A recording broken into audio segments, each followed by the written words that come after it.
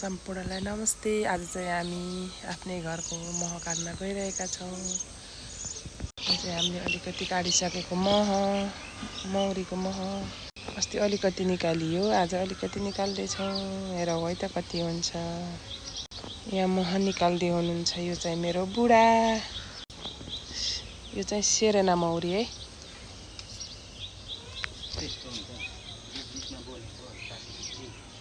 यो चाहिँ मेलिफेरा।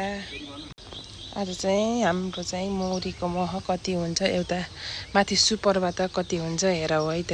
यति हुँदैछ। कसले खानुहुन्छ, खानुहुने जतिले सम्पर्क गर्नु होला, हात उठाउनु होला। यसरी निस्किन्छ हैन। यो चाहिँ मेरो घरमा भएको मौरी, सेरेना जातको मौरी।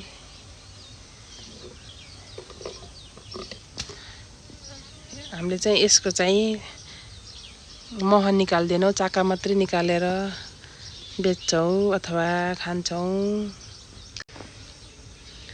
यो चाहिँ कतिवटाको, कतिवटा सुपरको? एउटा सुपरको 6-7वटा फ्रेमको। 6-7वटा फ्रेमको। हामीलाई चाहिँ अलि हतार भएको कारणले गर्दाखेरि भिडियो चाहिँ फुल बनाउन पाएनौँ। छोराछोरीलाई स्कुल पठाउने टाइम।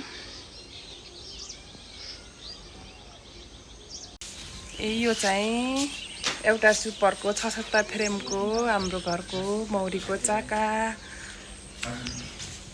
खानी भए सम्पर्क गर्नुहोला। उहाँ चाहिँ काट्दै हुनुहुन्छ, अझै हेर्दै हुनुहुन्छ। छोराहरू पनि उठे। ल अब चाहिँ यो घरको मौरी, सुपरको मौरी काटेर भ्याइयो। अब त्यसपछि यसको हेरिन्छ। यसलाई चाहिँ चैतमा हेरिन्छ। यो चैते मह एकदम औषधि हुने भन्छन्। त्यसैले हामीले यिनीहरूलाई चाहिँ अब चैतमा हेर्ने कुरा छ।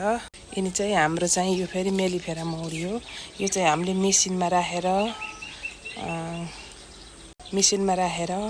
मह गराइन्छ। यसको चाहिँ चाका निकालिन्न, मह मात्रै हो। हामीले चाहिँ अब मौरीहरू काटेर आजको दिनलाई भ्याइयो। अब अर्कोचोटि फेरि अर्को भिडियोमा देखाउने छु। Thank you.